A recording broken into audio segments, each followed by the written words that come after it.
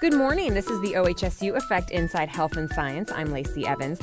When people die, many of us have the wish of donating our bodies to science, and that is possible under the Body Donation Program at OHSU. It was started in 1976 and is one of several programs under Donate Life Northwest, a service organization that assists in tissue, organ, and whole body donations. And with me now on the OHSU EFFECT is Bill Cameron, director of the Body Donation Program, and Lacey Castellano, a first-year medical student. Good morning to you both. Morning. Good morning. Well, first, Bill, why don't we start with you? Tell us about the Body Donation Program. It's a topic that a lot of people probably don't like to discuss. And it's one of those parts of discussions of end-of-life decisions. And the Body Donation Program came out of the need for training healthcare providers of the future, that there is need for the students to have a greater understanding of human anatomy. And approximately 200 to 250 donors from Oregon and Southwest Washington enter our program per year, and the goal is for us to be able to enhance the educational needs of higher education across the state. Who donates their bodies? They're usually donated by an individual who would consent to enter the program. It's somebody who has an altruistic desire to continue to give after death, and it becomes an educational resource that is just a remarkable opportunity for the students. So it can be any gender, any age, anything like that? Age, and it needs to be of a consenting age, so 18 or older. The average age of our donors are somewhere in late 60s, early 70s, so it's usually dominated by an older age group. Well, let's talk more about the various ways in which donations benefit the health of us, of all Oregonians. I think that probably the most important part is that each individual, just as much as the surface of the skin, they look different. They are different below the surface of the skin. And so for the abilities for our healthcare providers to understand all the intricacies of the bodies and things that lie below the surface, the more opportunities that they have to be able to experience the donors and the abilities to understand the variations in anatomy all make them better clinicians. So everything from where they're going to give you an injection to complicated surgical procedures are all enhanced by having a greater knowledge. And Lacey, has that been your experience? Has this really benefited your education? I think we use simulation for other things, but I can't imagine having done this any other way. You learn so much from looking at each of the bodies and how different they are. And also, the pictures don't do justice to what's really under there. And it's quite amazing what you see and what you get to learn just from being in and being involved with that process. Bill, let's talk a little bit more about the research arm of this.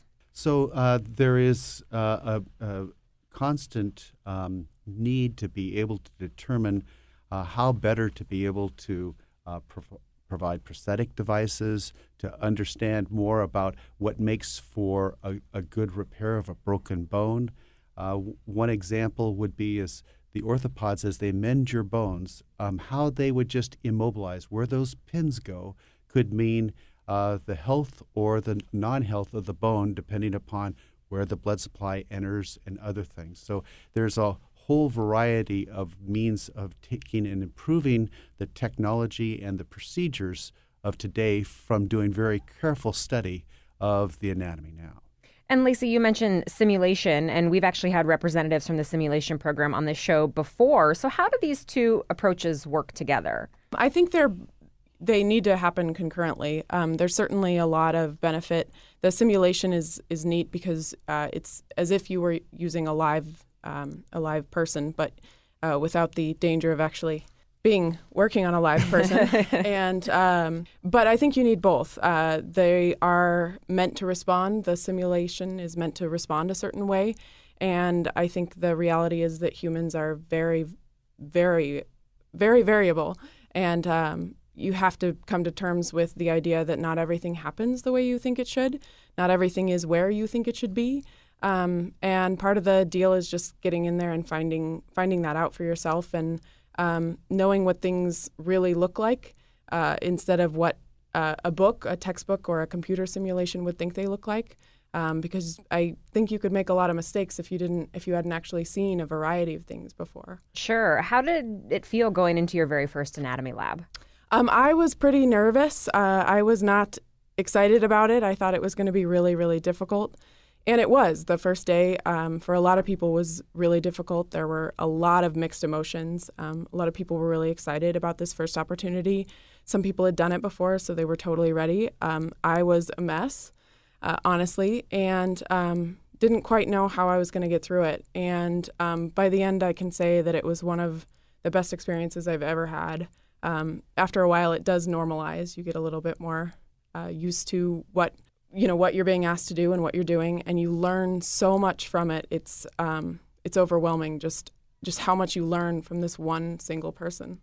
And I understand that the school has a memorial service for the donors and families are invited. Is that helpful for students? I think it is. I think it's, we know at the ahead of time that we will be seeing the families at the end of this. And so while it's compelling anyway to treat your body well, it's especially compelling when you know you're going to meet the family of your donor.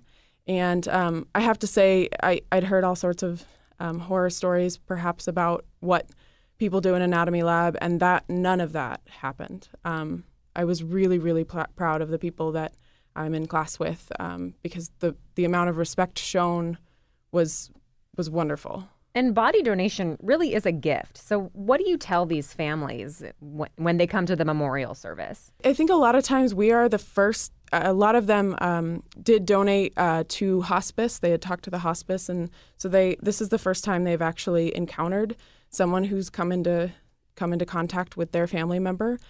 So it's very emotional and it's very difficult, but I think the biggest thing we want to convey thank you, and that's a very hard message to convey to the level that we would like to be able to thank them. But it's also just the reminder that whatever they've heard, we knew that they were someone's mother or someone's father, and we treated them as such. And I think that's really important for them to hear. And Bill, you don't deal directly with the families, as Lacey mentioned, but you're dealing a lot with hospice workers. I mean, what do you tell those people? Most of the inquiries about the program, they may come directly to our program and be answered by one of my staff members. But in general, this first contact is done by hospices. And right now we're reaching out more to hospices, so we'll have a presence at their association meeting. We'll explain more about who we are and what this choice means to the families, and so that they can better relate to it. So there has been, up to this point, not as much public education about it because, as you said, it's a difficult topic. People don't normally think about having those discussions with their family members in advance. So we are trying to, as best we can, arm the hospice members to understand what this option is. What are some of the most common questions that you hear from interested families? Many of them will be what is the duration of the donation. So they would like to know from the time a donation is made to how long before they will have closure. And that period usually ranges somewhere between 2 and 3 years. The other parts is understanding what the role of their loved ones. Many of them would love to know a cause of death. And when it's a donation into our program, we really don't supersede what the physicians who are treating the person had as the diagnosis at that point in time. And it is largely that we are students of the donor and not in a position to be able to say, enlighten anything about the cause of death. And many of them will say, well, can you cure Alzheimer's from being able to look at my grandmother's brain? And that's another one that is just, the students are very young and early in their careers, and this is more of them in their learning curve versus being able to provide any information whatsoever. How can someone learn more about donating? What kind of resources are out there? So we do have our website, that's OHSU Donate Life, or Body Donation.